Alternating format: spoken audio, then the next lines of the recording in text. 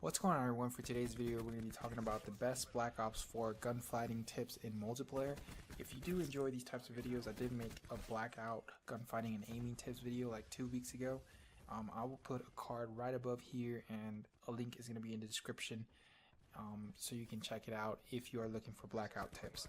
But I do make Halo content, I also make PUBG content, and now I'm making Black Ops 4 content. So if you do enjoy this video, consider subscribing. It does help me out a lot. Let's get right into the video. Okay, so the first tip that I could give you guys is play custom matches to warm up. It's really helpful. I do that all the time. Pretty much what I do is I go into my time limit, I go into my score limit in a custom match, and I set those to unlimited, and then I put the bot settings to veteran. That way I can have the highest difficulty bots and just, have at it, man. Play as much as you can, play until the game crashes pretty much. So it's that's what happens to me. So that's the first tip that I could give you guys, is warm up by playing custom matches. So the second tip I could give you guys is play free-for-all. The reason you want to do that is because FFA is everyone against everyone, so there's going to be a lot more engagements for you guys, a lot more situations, and it's going to help you out with your experience. So that's that one, right? So it's play free-for-all, try to get used to how players are playing the game in different maps. So what I always notice as well is that if you guys can play with friends, it's going to be a huge advantage. The reason for that is because you can communicate, you can call out people, you can kind of be like, hey, he's behind that crate, or he's right on my ass, you know what I mean? Like, you can call out people. So try to communicate. And if you don't have, you can't play with friends, then try to talk to randoms. Try to talk to the people, because what I realized was, out of the 10 games, I played 20 games in total, right? And there was 10 games where I didn't talk whatsoever, and we won 6 games. And there was 10 games where I talked to the randoms, and we ended up winning 8 games. So that was a good 2-game difference. So it really does help you out a lot if you communicate. So just be communicating. It's a game where you can call out people, so go ahead and do that. A tip that's pretty obvious is that headshots do the most damage, but a lot of people, have the opportunity to go ahead and hit those headshots, but instead they go for the body. So instead of doing that, try to go for headshots, right? I know you guys are trying to get those camos and all that for your weapon skins or whatever. So try to go for headshots, even if you have to go to the body after you hit the head a couple times. At least make your first couple of shots a headshots, because you're doing the most damage. And it's a lot of people make that mistake where they just go for the legs and they go for the body, and I'm aiming at their head and I kill them first. So aim for the head, same rules apply, just like blackout. Of course, there is certain situations where you can't aim for the head because the player is moving a little too quickly. In that situation, then just aim for the body. But if you can, always try to aim for the head. The whole point is to do the most damage, right? So aim for the head if you can.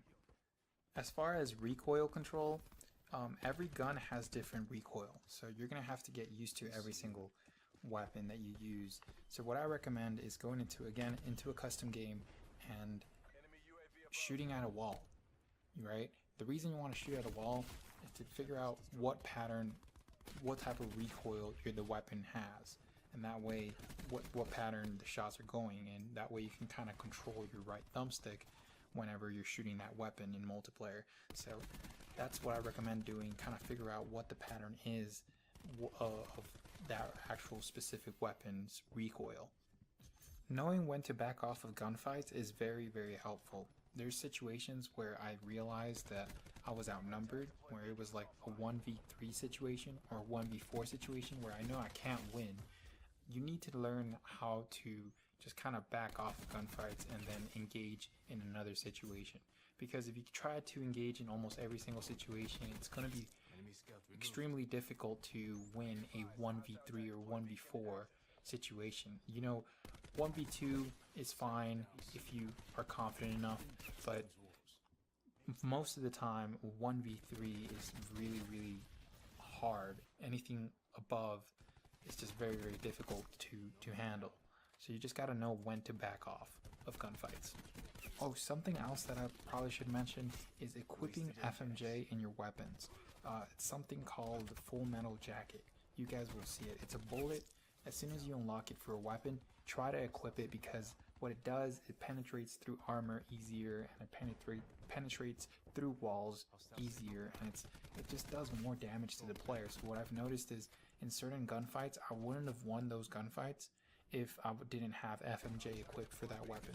So just keep that in mind. It's something that will give you the edge in certain gunfights. Another tip I could give you guys is analyze when you die. You know, this is going to come down to being honest with yourself and understanding that you need to figure out what you did wrong so it won't happen again. You know, it's kind of like that, I mentioned it in my other video, was you don't want to trip over the same rock over and over again, right? You want to keep climbing that ladder. You want to keep progressing. So avoid those types of mistakes. The question you should ask yourself here is, could I have attacked that situation in a better way? Could I have done something different so I wouldn't have died? Should I kind of like flank from the right, or was it my fault? Or was the player just way better than I expected he was going to be, or for whatever reason was, you know? And I know a lot of people don't have money for a capture card, but if you do, try to watch your own film. And it really does help me out a lot. Just kind of figure out, hey, why did I do this? That was kind of stupid. And it's something that, you know, a lot of people don't do. So make sure to watch your film if you have a capture card. So I do need to talk about sensitivity. This one comes down to personal preference. I know a lot of people that play at a low sense. I know a lot of people play at a high sense. Just it comes down to personal preference, man. But just understand, you know, what the pros and cons are for both of these, and pick your sense from there. You know, it's really, really helpful to understand the pros and cons, in which, you know, I talked about in my other video if you want to check that out. But yeah, it comes down to personal preference. Pick your sensitivity and just keep grinding it. So reticle placement or crosshair placement is pretty important. You want to go ahead and start aiming at a direction where people are going to be at. So start looking at the direction where you think a player is about to either pop up or about to jump out or whatever. So it's kind of predicting movement, and it's a good exercise to get you easier kills. Strafing is pretty important. Crouching and jumping. You want to move left and right whenever you're in a gunfight. You know, don't stand still, obviously. When you're in a gunfight, you want to make it as hard as possible for the other player to kill you. And vice versa, they're going to do the same thing to you. So just being able to strafe and moving left to right, and being able to press your B button, your A button, or whatever your jumping, your crouching buttons are, and just, you know, throwing off that player from actually hitting their shots is really, really helpful.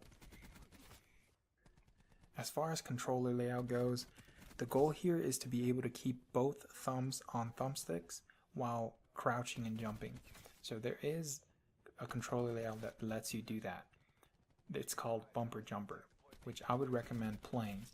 Personally, what I do is I play claw grip. I play standard controller layout, but I play claw grip. So what I do is I have both of my thumbs on the thumbsticks, and I use my index finger to press my jump button or my crouch button, you know, and it does help me out a lot, you know, when I'm strafing. So if you guys want a video on that and you guys want to learn how to play claw grip, just let me know and I will help you guys out. I don't want you guys to get hurt or, you know, develop arthritis because, you know, I told you guys to go play claw grip. But there is other controllers that you can use, like scuff controllers, elite controllers, for example, the Xbox One Elite controller that has paddles in the back. So you don't have to necessarily play claw grip, but if you guys really want to know how to, then just let me know and I'll teach you guys how to do it the smart way and just, you know, the safe way. That way you don't develop no arthritis. So as far as scopes and sights goes, you want to use the scope or the sight that you are most comfortable with. This is a trial and error thing, so you know, personally what I like using is the holographic sight, and you've seen it right here in these videos, in these clips. I just like using it. It just feels comfortable to me. You know, maybe it's not going to feel comfortable to you, but you know, maybe you like the reflex sight, maybe you like the 2 times. You know, just figure it out for yourself, and just keep practicing with your scopes and your sights. You know. So again, this is a learning process. Put in the time. You want to put in the work in order to improve. You need to keep practicing every single day. You know, as much as possible. That way you can improve as fast as possible. So again, practice and analyze, and you guys will be all right. And you know, motivate yourself. Have the mentality to keep grinding, keep improving, and you know, having confidence in your gun skill is key, man. Like whenever you're going into a gunfight, make sure you have that confidence in the gun skill in your gun skill, because if you don't, you're pretty much setting yourself up for failure. But yeah, guys, motivate yourself, you know, and have the ability to just keep grinding, man. You guys are gonna be able to do it, I believe, and you should believe in yourself as well. So that's gonna do it for this video. If you enjoyed, you know, please make sure you like, subscribe if you haven't, and I hope to see you guys in the future. Peace.